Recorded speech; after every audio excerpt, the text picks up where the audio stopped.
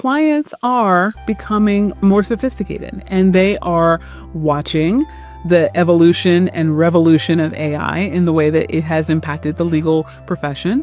And that is both a good thing and a not so good thing. You want your clients to be educated about billing and you want them to trust you. But at the same time, you don't want them to become skeptical because they perceive that AI has somehow replaced lawyering. Hi, everybody, and welcome back to another episode of the Crushing Chaos with Law for Mentor podcast, where on today's episode, we are going to be talking about AI and your billing methods. So we all know that artificial intelligence has taken the world by storm, and it has really had its own impact in the legal industry in quite a few significant ways. And one of the ways that I think has presented both a lot of opportunities, but also some risks, is in the area of billing. So I wanted to talk today a little bit about that. One of the things that I saw not that long ago, I'm always looking at articles on artificial intelligence, and one of my favorite podcasts actually covers this topic quite a bit, is that now, because so many people, your average everyday consumer is going to ChatGPT instead of to Google to ask questions. And so much so that businesses are actually creating normative value around how to be found on ChatGPT versus how to be found on Google. By the way, we talked about that on a different episode. So if you are a regular subscriber to the podcast, you should have seen that episode. If you are new to the podcast, by all means, please do subscribe so you can get news and updates as we post content here on the show. But for all of us, I want you to really think about how AI is impacting our business. And for most of us, we can think of some of the obvious ways, right? We can think about the fact that now we can format documents and we can gain access to legal research. And by the way, I don't think ChatGPT should be your go-to for legal research. A lot of legal research tools, the Lexuses, the Westlaws, the Fastcase, have AI built into them. So think about that as your go-to before you think about ChatGPT. But regardless of which tool you are using, you could be using Copilot, you could be using Gemini, you could be using ChatGPT. AI has afforded us a lot of opportunity in the legal industry, but I want us to also think about how the consumers are thinking about this, right? And by consumers, I mean consumers of legal services. Once upon a time, lawyers were thought to be the people who set the tone for how legal services would be delivered, how we would police ourselves, how we would ensure the highest quality of service available. And that hasn't really been true in the way that we think it is, but I think the lawyer ego likes to think it's true. Here's what I mean by that. Whenever I hear lawyers debating the billable hour and, oh my God, billable hours are so awful. And why did we ever do this to ourselves? Well, I have a little fun fact that some of you may or may not know is that billable hours were not the convention of lawyers. They actually were the convention of the public. Once upon a time, lawyers actually set their bills, so set their fees based on what they thought was reasonable, right? In fact, our RPCs, our rules of professional conduct, actually talk about reasonableness in billing. And why is that? Well, because we police ourselves, right? So we have to decide whether or not we think a fee is reasonable. Well, here's the thing. Once upon a time, that was how we charge people, but the public said, oh, no. Like, how can you tell me this is a $10,000 case or a $5,000 case or a $30,000 case? How do you know that? Well, a lawyer with skill and expertise and having been a lawyer or an apprentice for a lawyer for a period of time would say, this feels like a $30,000 case based on my years of experience, what issues I know we're going to be handling, how much time I contemplate, etc. And sometimes that would work out to the benefit of the client because the client could be charged a $30,000 flat fee and it could have been what would have aggregated to a $70,000 fee if the lawyer had actually done the math, because some lawyers were better at it than others. But on the flip side, it could work out to the benefit of the lawyer. The lawyer could say, this is a $30,000 file. Then they put in the work and it's more like $5,000. In fact, I remember one time, I did not charge flat fees at the time. I do have some things in my law firm now that are flat fees, but I remember this was early on, and I had started the law firm, and maybe a year within it, I took in a case, and this was for an appeal. The person had told me that she wanted to become a psychologist. She was in school and had to secure an internship as a part of the program she was in. However, when they did a background check on her to work at this certain facility, she was told she could not be employed because she had a finding of child abuse in the state's central registry. And she was like, "What are you talking about? I have one child. I've never abused my child." Well, turns out when she was pregnant, she was accused of using marijuana during the last leg of her pregnancy because she was in very intense pain. The host of medications she was prescribed, she couldn't take. Her doctor said, "Don't take the medication," when she went to the emergency room. And so a friend of hers actually gave her a joint. And then at some point in time, the friend became upset with her. And when the baby was born, she delivered the baby. Baby was fine. But the friend told someone at the hospital that she had used this joint. Turns out she didn't use the joint. But nevertheless, the agency came out. The agency investigated. They talked to her. They said, "All right, everything's fine here." And then they sent her a letter, or allegedly sent her a letter saying, "Oh yeah, our investigation determined that you abused or neglected your child." Now, whole host of practical issues around that. I won't go into all the details, but at least at this state, in the lovely land of New Jersey, you cannot abuse a child in utero, because for legal purposes, your fetus in utero is a fetus, not a child. That's one thing. And then second, they didn't have any drug tests actually showing that this person had consumed the marijuana. They essentially took the word of her disgruntled friend.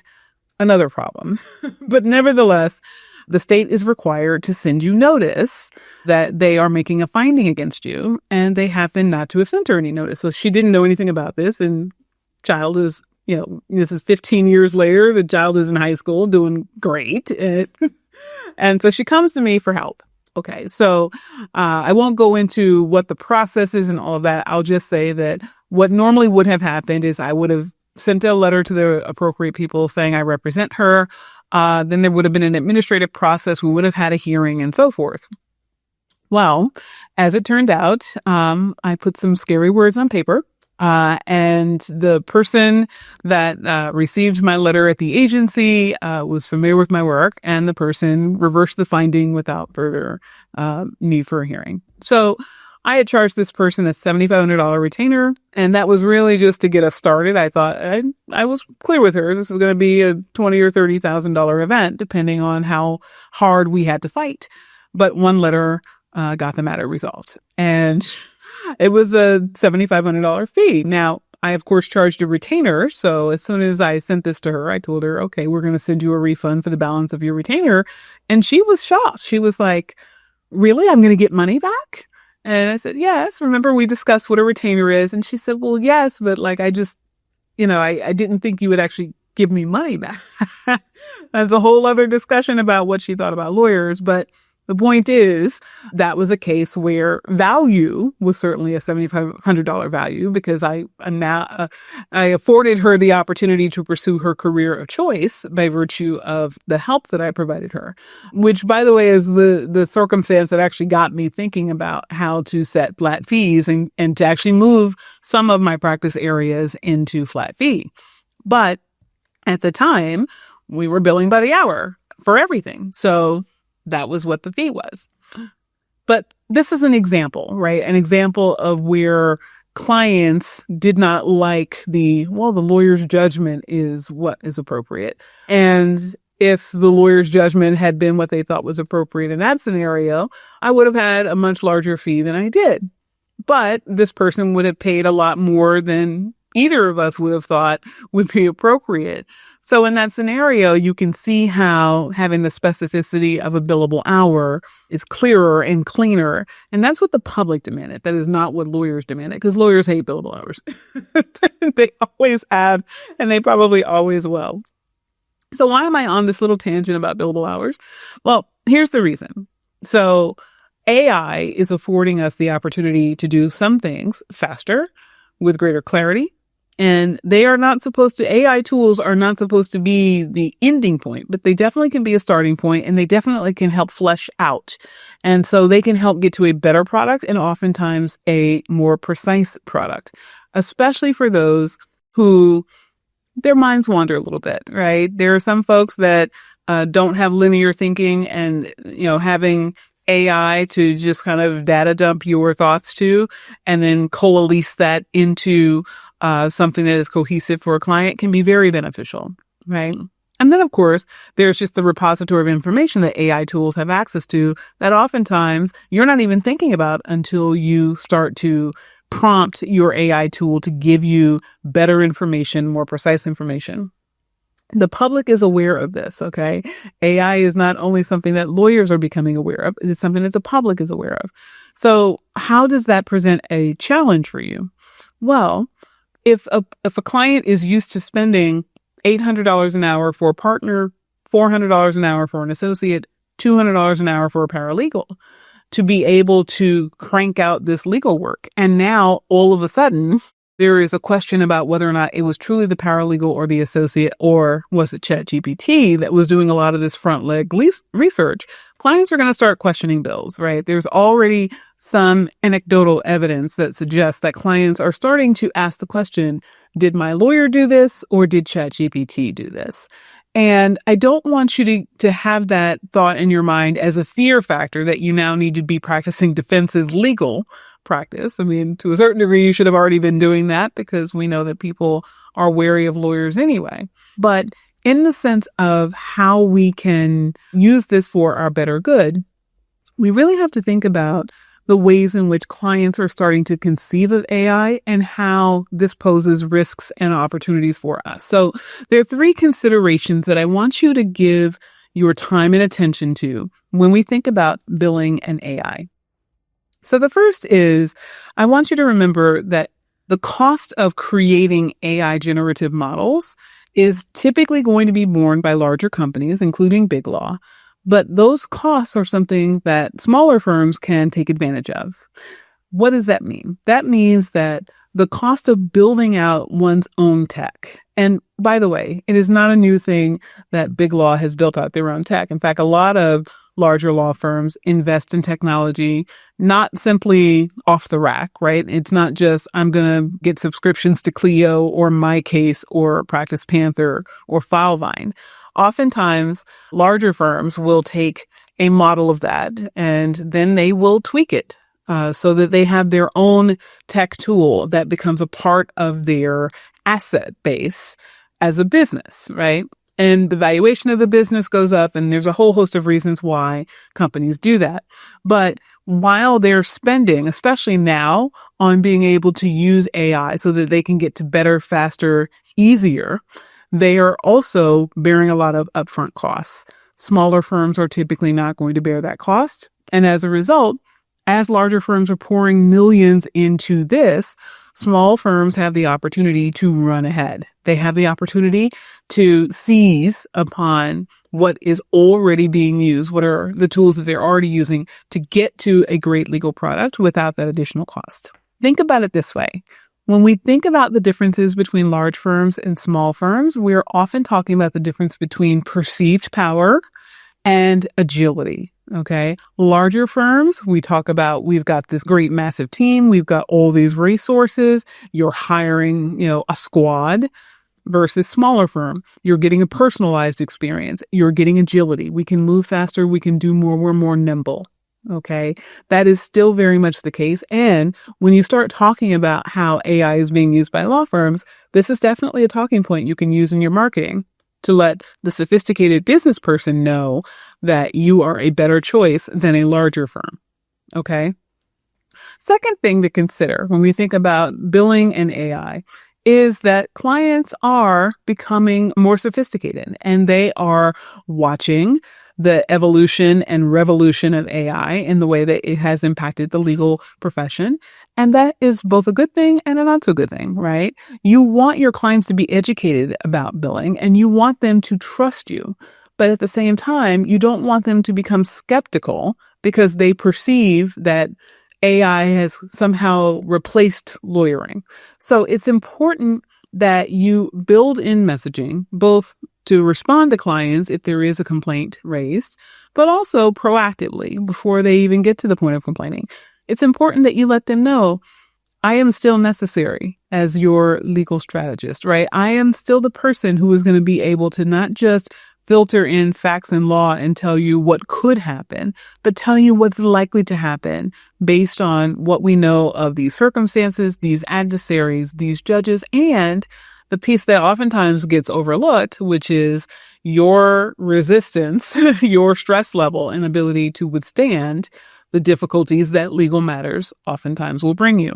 But clients are oftentimes assuming that AI is being used, whether it is or it isn't, right? So they're asking questions like, why should I pay at the partner level to have these documents cranked out when AI is doing the first draft or even the second draft or even the finished product? Okay.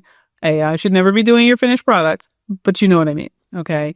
There's a tension there, and the tension is actually fueling some alternative fee arrangements, because when clients are paying by the hour and they're seeing, lawyer drafted XYZ 6 hours at $600 an hour, that feels very much like they could have gotten a better deal by going to AI. And if you're not using AI tools and you're not talking about value and embedding value in the way that you bill, your clients will oftentimes do that for you, but they will do that in a way that makes you an adverse party to them in your own billing. So you want to be very proactive in letting your clients know when you are using AI, right? You might want to consider things like actually building it into your letters of engagement and your retainer agreements so that they understand what things are appropriate for AI that you will be using it for and what things are not. And this is an area where you can get to better, and you can market to your clients that you're going to get to better and that you're going to fact check the better, but you are going to get to better faster. And that is going to ultimately save them. That's not going to be passed along to them so that you can earn more off of them, right? That's where that push-pull comes from. It's okay for you to be profitable, but at the same time, you don't want to have your clients feel exploited as you are taking advantage of new technology. All right. The third and final thing that I want you to consider when you're thinking about AI in billing is that there has been an uneven adoption of AI across practice areas. You're typically going to see that the greatest adoption of AI has come in the form of document review, contracts, e-discovery, and litigation. Okay. So things that are very paper heavy. Part of that is because AI can read and absorb a significant amount of data relative to a human in a much shorter period of time.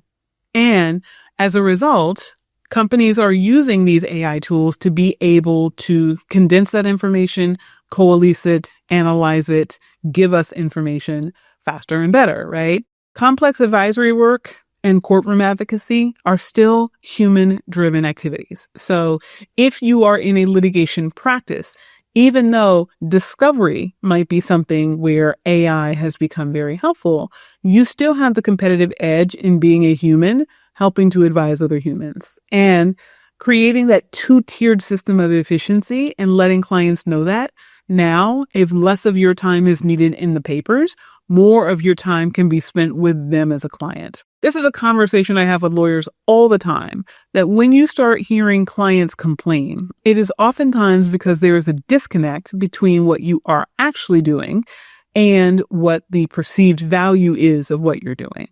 So if a client has to spend 5 hours or pay for 5 hours of lawyer time at $500 an hour, that's $2,500, right? It's the same $2,500 whether that 5 hours was spent waiting in a courtroom, or that 5 hours was spent negotiating with an adversary, or that 5 hours was spent drafting a motion. However, the activity that the client sees and is involved in and is directly aware of and is on the periphery of, right? It doesn't have to be that the client is actually there while you're negotiating with the adversary, but if they are kept in the loop, if they are being told how much time, energy, effort, and investment and fight you are giving to them for their benefit, they will perceive that as higher value, even if you know what actually got them to the great settlement of the case at the end of the day was that brilliant argument that you put in motion that a judge read and said in chambers, hey, I'm inclined to rule for your client if I start to hear more of this. And then your adversary heard that and said, oh, we got to go settle this, right? And you got a really great settlement. They're not going to be aware of that, right? You can tell them, but it's not the same as them actually experiencing whatever it is that you're doing. So the human side is still here, right? We still have connections with humans. Now, I will tell you, I'm sure a lot of you have seen and heard kind of the scuttlebutt of the woman. I think her name was Kendra, who fell in love with her psychiatrist. And it was all over TikTok that she was bashing her psychiatrist for a litany of perceived harms that no one could really perceive.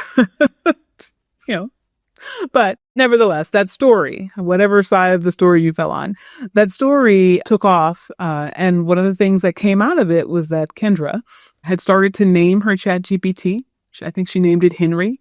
She had a whole relationship, parasocial relationship with an entity, a tool that communicates based on language models and language models that are designed to communicate with you in a way that ultimately will have you engage with it and become connected and addicted to it the same way that social media was designed for us to become addicted to it. But nevertheless, we're already starting to see humans start to form relationships with their AI tools. And I say that because I think you should be aware of the fact that there is a human element that people will always be seeking. And that is one of the scariest things about AI, the fact that there is a human side to, at least there is the perceived human side to AI that gives it a leg up in the way that Google, as a replacement to lawyers, previously did not. Right. So when you think about that, you have to think about the fact that in certain practice areas, the human element is what is winning out. And the areas where AI tools have become, they're still used, right? Because I think we're all, to a certain degree, curious about them, but also seeing how they can make our lives easier, as we should. Whenever there's something new, we always kind of jump in and say, how can I use this? But you may want to rethink the way in which you are conceptualizing the use of AI, because a lot of your clients are rethinking the way that they use AI. And so one of the critical areas that are really being impacted when you think about AI utilization is staffing, right? What types of things can you take advantage of that you didn't previously have the bandwidth to? And how important is it going to be for the next wave of legal assistants, marketing assistants, receptionists, etc., to be able to use AI tools for the benefit of your law firm? Those are some things you should be thinking about, especially when you think about how your clients are perceiving bills, because the more that they are aware that AI is rampant within business, the more there's going to be a call that you have to know how to use it. The same way that there was a call and actually a modification to our rules of professional conduct for lawyers to use technology, right? Once upon a time, lawyers didn't have to use technology. They could if they want to, but we were laggards and we didn't really like to dive into technology. We were slow to come to the party. But at some point, the public demanded it. And thus, as a result, since it was something that some lawyers were using and the public wanted us to use it to make life easier and faster, to facilitate the practice of law in a way that made it better for them, the public insisted, and ultimately it became a rule of professional conduct. So just think about that and where we are probably headed with regard to AI in our own RPCs. All right, everybody. Today we have been talking about AI in the world of billing and how we should be thinking about AI in this next evolution and revolution of AI in the world of business. I'm Allison Williams, host of the Crushing Chaos with Law Firm Mentor podcast, and I will see you on our next episode.